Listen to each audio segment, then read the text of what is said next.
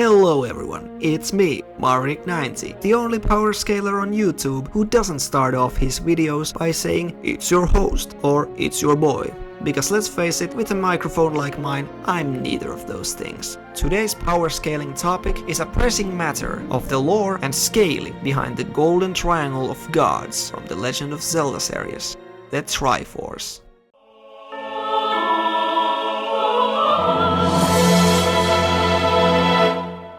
This golden artifact has been at the center of many of the conflicts of the Zelda series, primarily due to the vast power it possesses. But how vast is this power? Let's find out.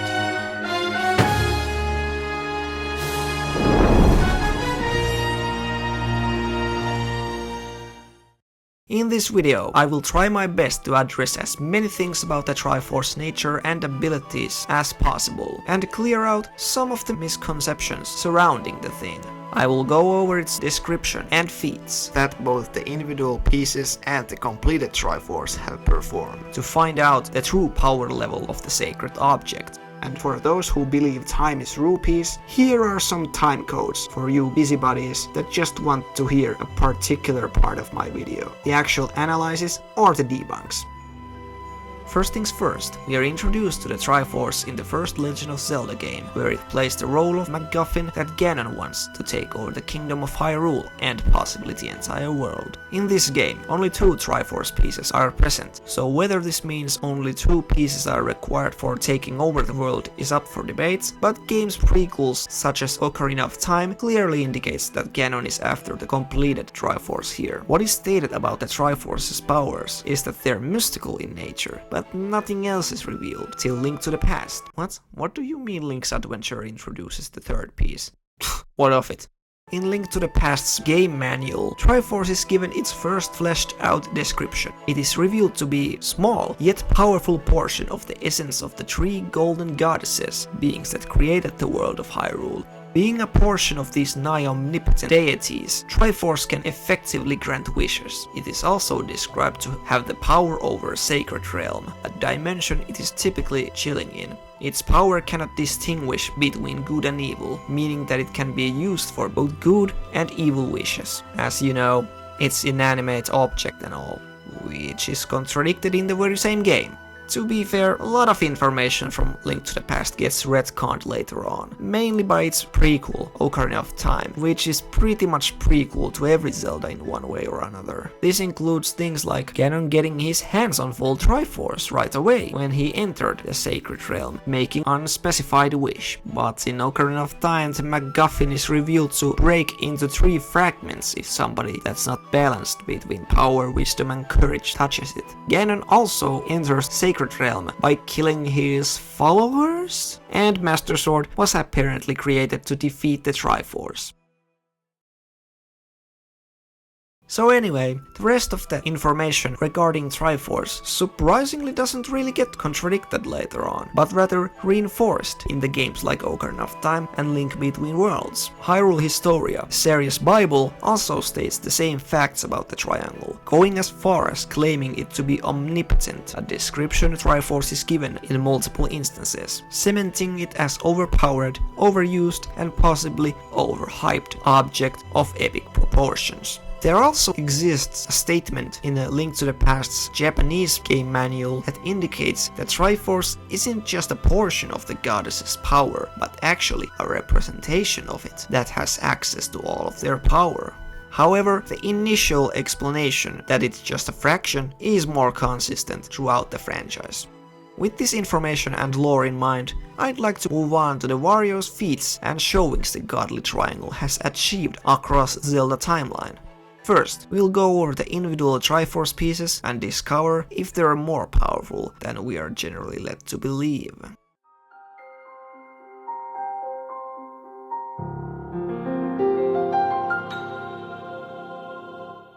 Alright people, now playing around it. The Triforce of Power is easily the most relevant and fleshed out among the 3 Triforce pieces.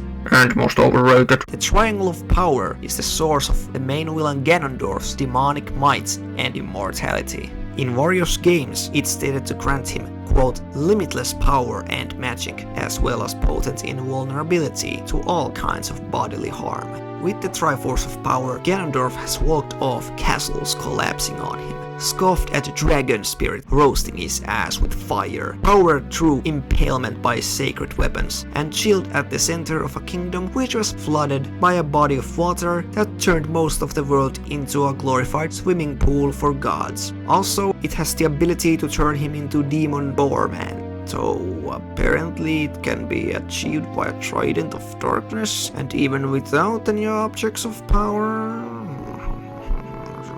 So the Triforce of Power is pretty great in terms of power. Sometimes it's even credited as the sole reason for excessive power at Ganondorf's disposal. However, he's still depicted as capable sorcerer and superhuman tank even without it, so the boost in strength it gives him is uncertain to say the least. Now, let's clear up few misconceptions about this particular Triforce piece. And man, there are a lot. 1. The Triforce of Power is inherently evil.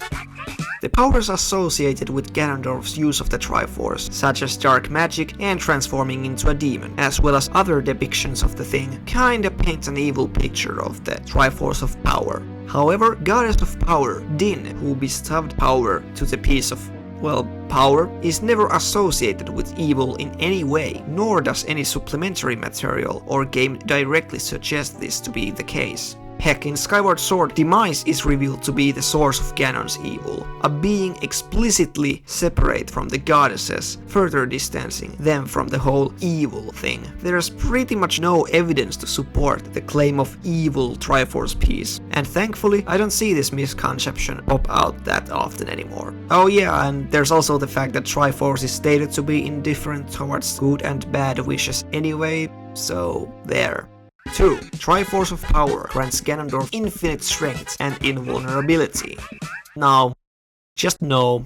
Not only is this atrocious no-limits fallacy to say Ganon is totally unkillable and indestructible, he can only die by sacred weapons like Master Sword and Silver Arrows and getting sealed, so he solos all of Marvel and DC combined. Yes, I do remember how this claim is totally not baseless and has actual facts behind it. Like when he didn't take damage from regular weapons in Ocarina of Time, or didn't get skewered by a featless sword, or didn't get trapped into the seafloor for hundreds of years by a body of water, or all those other times he was harmed or killed by things other than the aforementioned objects.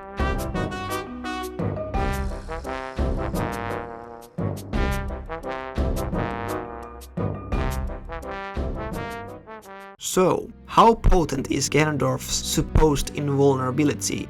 Well, the way it's kinda presented in the games seems to indicate that he is healed/resurrected every time he is struck down, like in Ocarina of Time and Twilight Princess, where he seemingly dies but is restored to life by the Triforce. Though in case of the light sword impaling him, he never quite fully heals from that, supposedly due to it being divine weapon akin to Master Sword. This, in conjunction of Ganon getting damaged by other stuff, indicates that he can be wounded but will heal from it, unless it's inflicted by force more powerful than his individual Triforce piece, or object made to specifically attack evil, such as light arrows and Master Sword. This kind of pseudo-immortality also explains his longevity. It's unclear if he will die if his body is fully obliterated, as Triforce is never shown to revive him to that extent, but it's at least safe to say that he's pretty much untouchable by anyone in Hyrule with this kind of power. No, you suck! Ganondorf is invulnerable! He can only die by Master Sword! It's the word of God from Nintendo! You can't argue with that! Yes, I can, if the statement, which is most likely hyperbole anyway, isn't supported by the lore it is referring to or outright contradicts it. It's meaningless. For example, Hideyoki Kamiya, the creator of Bayonetta, got on record to state that Witch Time doesn't slow down time but makes Bayonetta move faster in comparison to everyone else, which is clearly contradicted in the game. For crap's sake, it's in the name!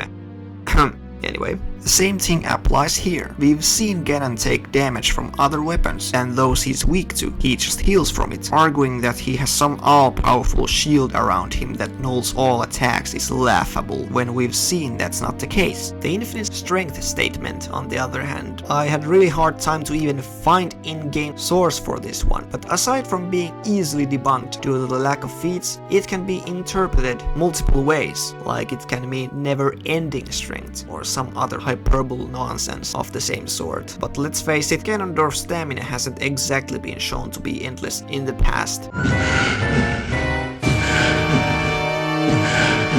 I think this case has been closed. Let's move on.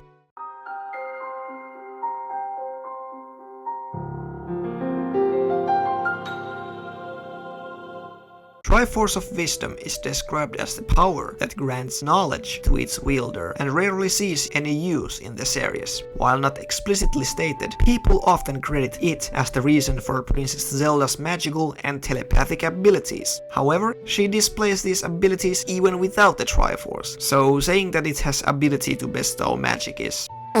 Triforce of Wisdom is claimed to guide its holder towards the right decisions, making them wiser than any mortal.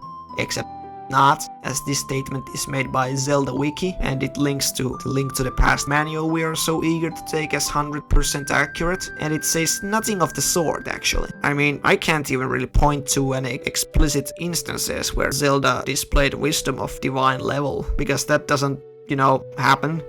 Don't get me wrong, she's quite wise, and has been shown to be capable of devising plans to keep Triforce pieces and even herself hidden from Ganon's sight multiple times, but that's nothing too impressive. Nothing like Yagami level, if I have to make comparison. Interestingly, this particular Triforce piece has demonstrated abilities that have nothing to do with wisdom, so let's hear them. Triforce of Wisdom is shown to heal people, or at least allow them to live in otherwise hazardous worlds, such as when Zelda remained as human in the world of Twilight without turning into spirit, or when she gave her piece to Midna. I mean, I think she gave it to her. Also, it is what makes Zelda the leader of 7 sages. And it can also create convincing disguises. And it might have canonically killed Ganon in the first game, which is directly contradicted in the same game. Yeah, okay. The abilities of this piece are pretty misunderstood and scattered overall, so it's hard to make certain assessments about its power. However, that hasn't stopped some people from making some unwise claims. Triforce of Wisdom grants the knowledge of Hylia/3 golden goddesses. I don't even know the basis for this claim. It's not even hinted at in the story, nor anywhere else. Boy, that omniscient god knowledge would have been useful in preventing Lorule invasion or argue your way out of that situation. Boy, it would have been useful preventing Ganon from being revived by the twin Rova. Boy, it would have been useful to foresee Twilight people kicking down your door and ruining your place of living. Boy, it would have been useful to know about Rati's return. It would have been useful to know where the confused shadows Ganon's return. That was a very important plot point to know where the mirror shards of Twilight were. It would have been useful to know the Ganon was returning. Everything in Twilight Princess. It would have been useful to know that the king was giant. She actually wanted to plot the hero that was behind everything. Useful in search. Most importantly, will Breath of the Wild 2 have a co-op? Not to mention all the other crap that would have gone a lot smoother with divine foresight. So, no.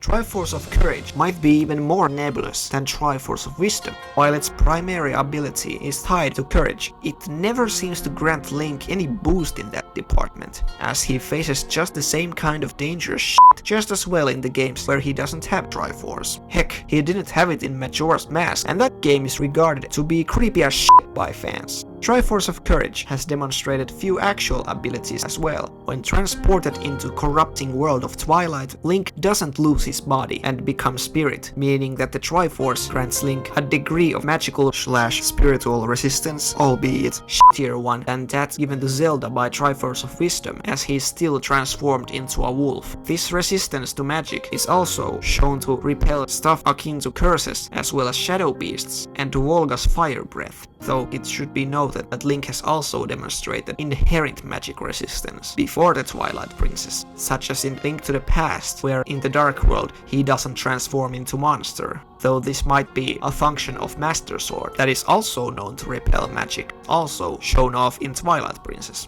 It, along with Triforce of Wisdom, also showcased kind of one-off ability in Hyrule Warriors, where Link and Zelda use their Triforces to attack Ganondorf's domain with a rain of light. In the manga version of the Zelda by Akira Himekawa, Triforce of Courage displays all kinds of weird manga-exclusive plot convenience-based powers, certainly inconsistent and lot more useful in versus debates, such as when Link's arm is chopped off by King Bulbin in Twilight Princess Volume 1. Here we see Triforce magically reattaching the severed arm back to Link, healing him from the brink of death. It has also functioned as kind of power-up Link uses to deal finishing blow to Ganon, vaguely reminiscent of Triforce Slash performed by a few incarnations of Link in Smash Bros. Series. Or I don't know, maybe its real power is to make Link such a player with all these people thirsting after him. What I'm getting at, the Triforce of Courage is probably the most vague and inconsistent Triforce piece. No wonder it too has a quite popular misconception attached to it. Triforce of Courage somehow grants Link the mastery over every weapon he comes across. Why, how, and based on what? Exactly. This delusion only exists to explain how Link can instantly use any weapon he finds in the dungeons, with no training, and has no basis on Triforce's lore. All in all, the individual Triforce pieces, aside from power, don't seem that useful in all but the very rare specific occasions, so it's no wonder they rarely come up in versus battles, unless the goal is to wank the utmost fuck out of the characters, which mostly doesn't happen either, because it's more logical to wank Ganon and Link using the complete Triforce they've both held in few occasions. And thusly, let's turn our attention to the power of the full sacred triad itself.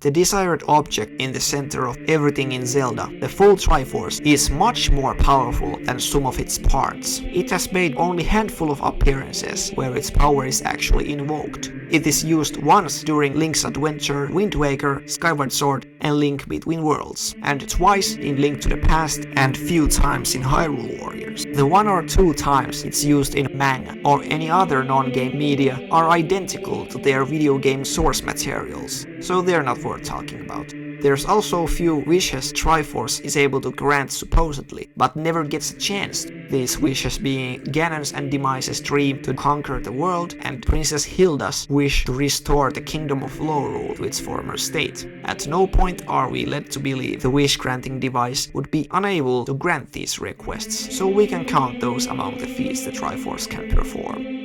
Kicking things off with the first wish seen in the franchise, that being the time Link uses the Triforce to awaken sleeping Princess Zelda during Zelda 2 Link's Adventure, which totally is a thing that happened. Second, we have the wish the king invokes, which is to re-flood the Hyrule, replicating the bare minimum kingdom level, possibly planet surface, wiping Cataclysm that halted Ganondorf in the first place. Though the event doesn't seem to be particularly destructive, as the Hyrule castle and landscape seems perfectly reserved underwater. I don't know, it's weird. In Skyward Sword, Link makes a wish upon Triforce to destroy the Demon King Demise, which many hilariously cite as the best showing of the golden object, as it musters its powers to separate a small island from the Skyloft landmass and crush Demise to death with it.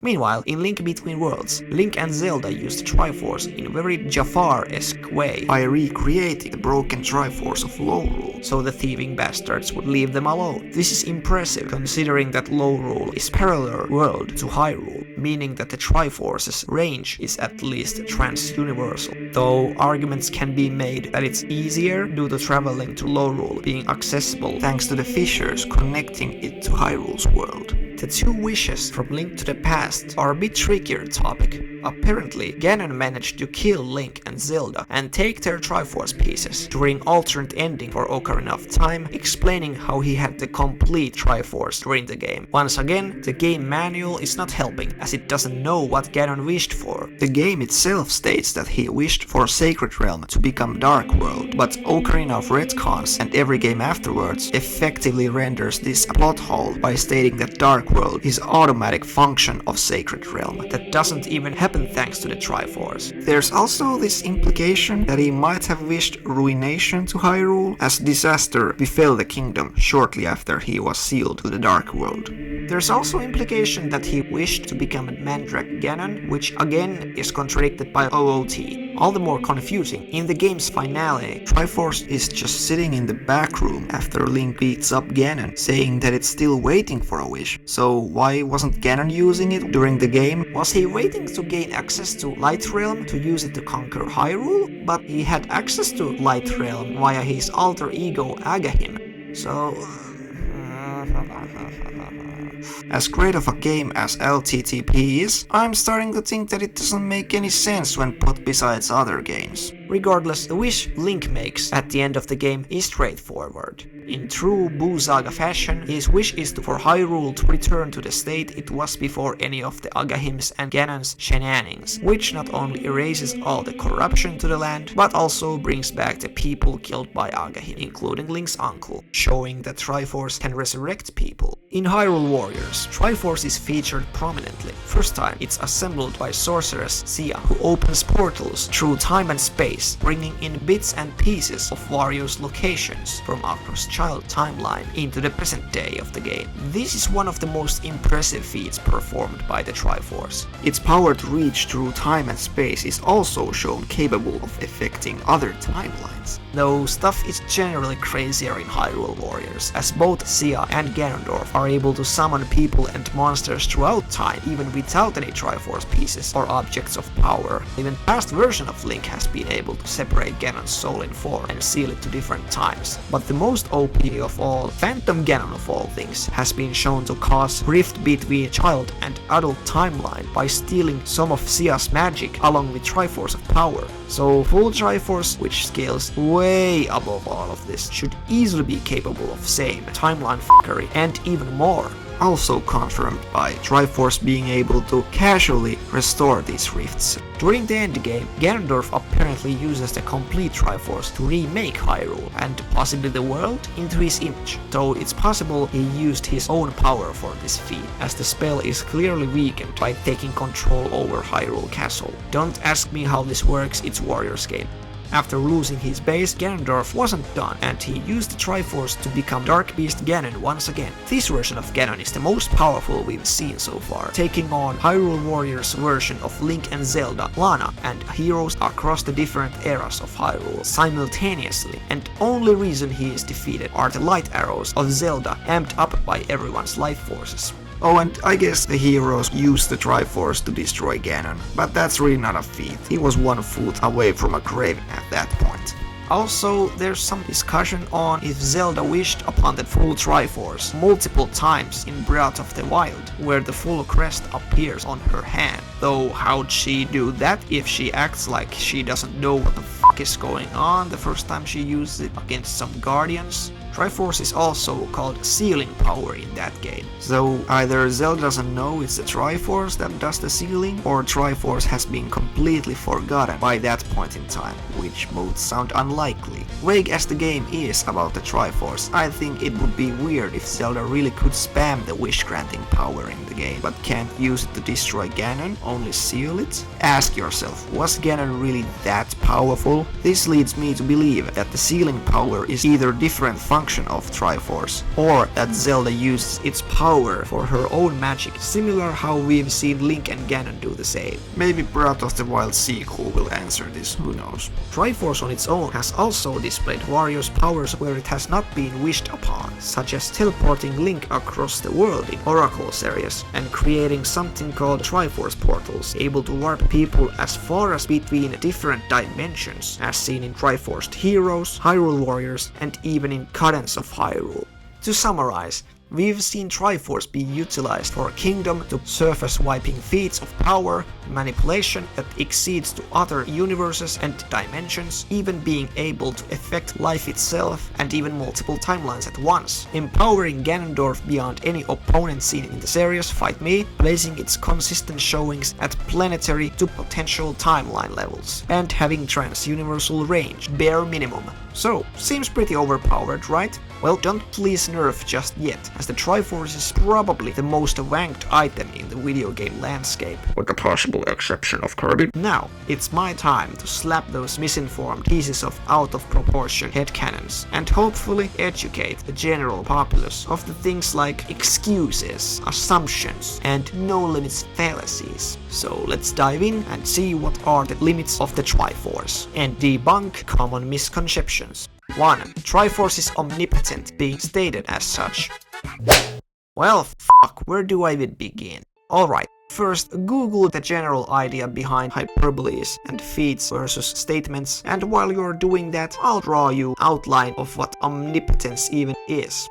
Omnipotence is the capability to do, to be anything. It has no limits. It is all-powerful. By all logic, omnipotence, meaning dominion over everything, also encompasses omnipresence and omniscience. You can't be omnipotent without knowing everything and being all of everything. If something was created or is part of something bigger, it's not omnipotent. If it's limited by rules or others of the same power level exist, it's not omnipotent. Now let's see how many of these boxes the Triforce fills out. It's stated to be a portion of 3 golden goddesses' power, meaning that it can't be omnipotent. Omnipotence can't be defeated, yet Ganon was 3 times when he was in possession of the full Triforce. So is Link omnipotent plus for beating him? I don't think so.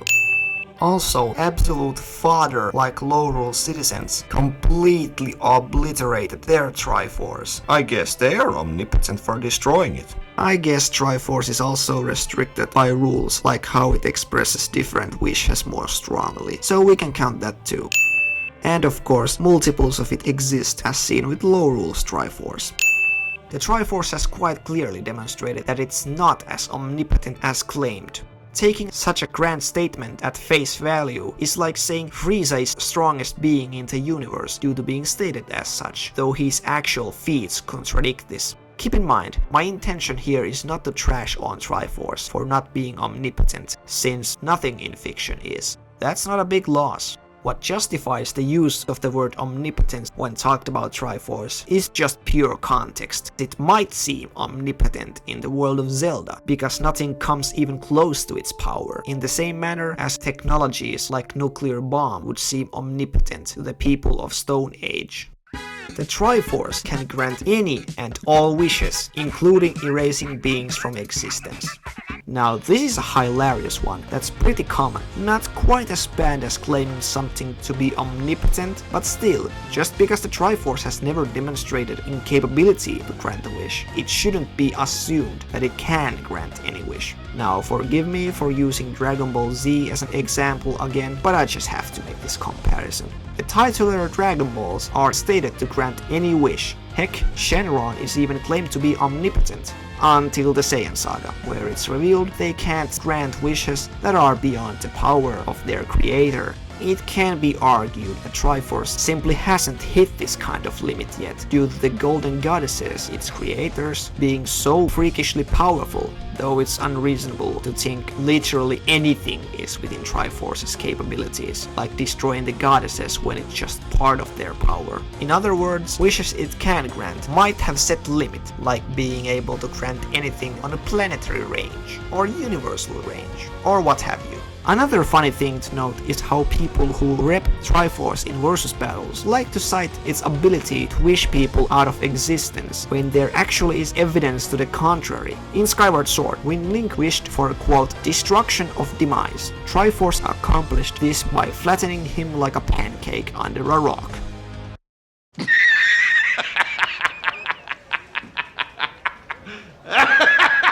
It was a big rock. No kidding, some people have legit claimed Triforce moving an island is evidence of it being able to erase people from existence. Well, maybe Link wished for that to be a specific way that for demise to be killed, or Triforce only used bare minimum required to kill that weak ass. Or, yeah, it can still erase people though. Ah, excuses.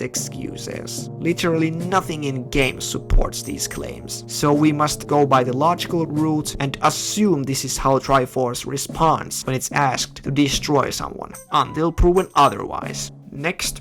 3. Triforce can grant multiple wishes per person.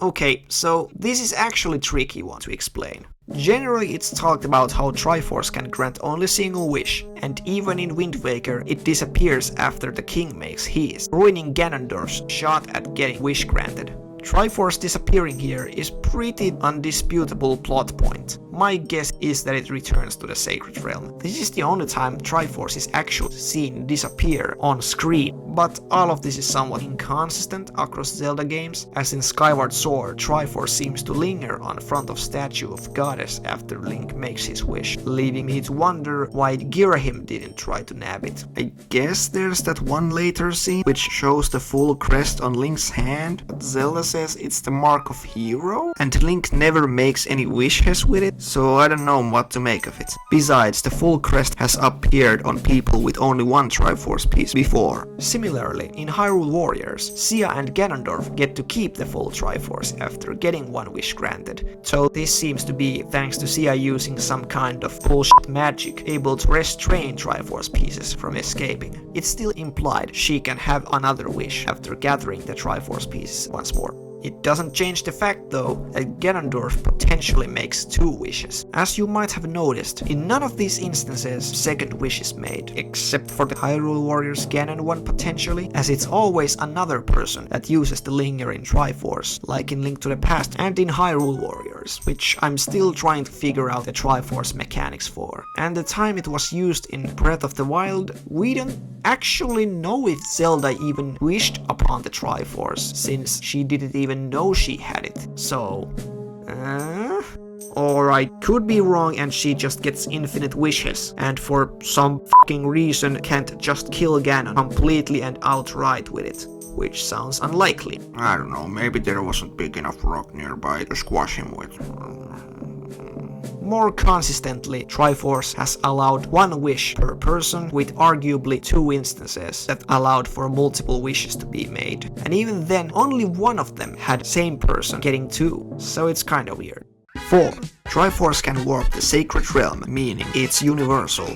This is not true at all. Only game to ever claim Triforce to be the one responsible for altering the Sacred Realm into Dark World is LTTP, which is outright contradicted by OOT and every game to follow it, all saying that the realm is a mirror that automatically reflects what is inside you, turning the Sacred Realm into Dark World due to Ganondorf's evil heart. But hey, let's assume for a second that Triforce can still alter the Sacred Realm. Does that make it universal? A lonely sun can be seen on the background in the Dark World, which suggests it to be Earth to Sun distance if it indeed is real, but that's nowhere near universal, so no. I guess there's that one comic adaptation that shows starry skies over Dark World, but again, multi-solar system at best, and not canon to the games anyway. Also, there's the map argument that shows Dark World being comparable to Hyrule, but I don't know how viable that is. 5. Triforce's potency is universal, as Link used it to warp universes in Link to the Past and Link Between Worlds.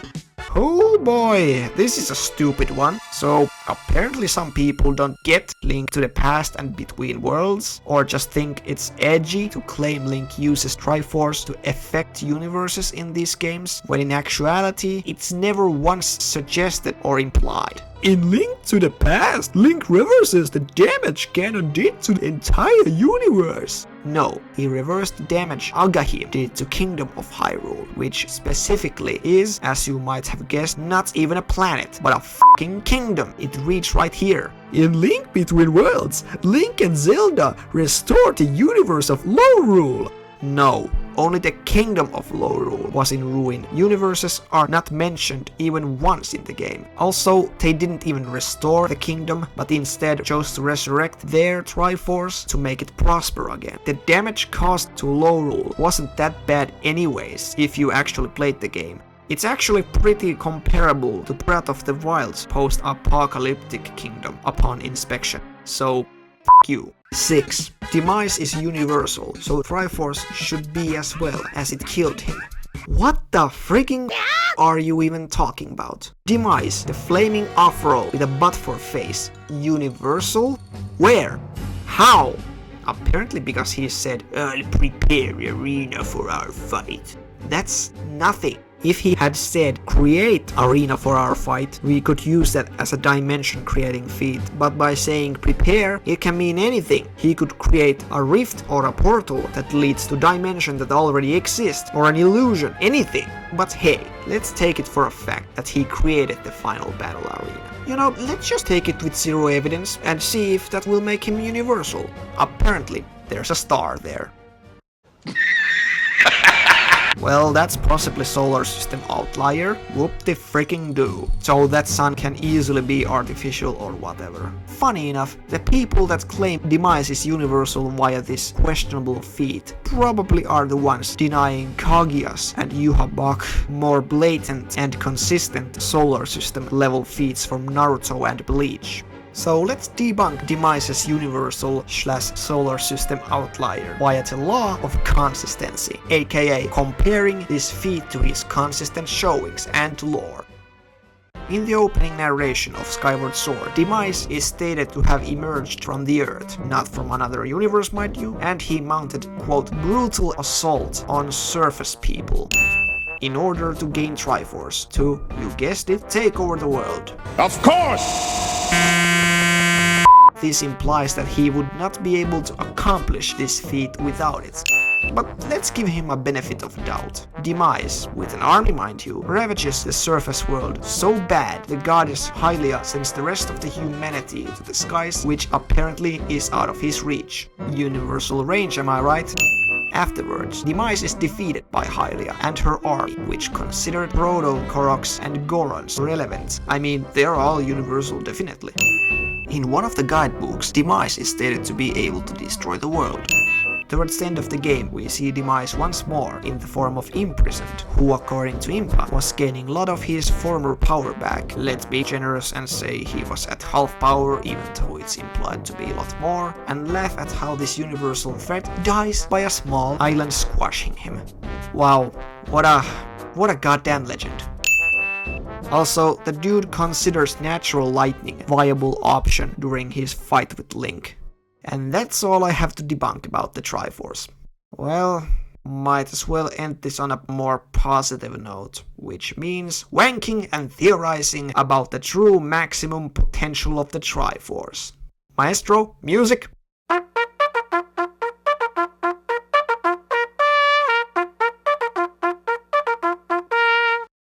To find the most logical extreme the power of the Triforce extends, I think it's only fair to take the possibility of Triforce is not portion of the three golden goddesses, but conduit that whispers the wishes of mortals to the gods as a fact and use that as a baseline to wank Triforce to the utmost degree.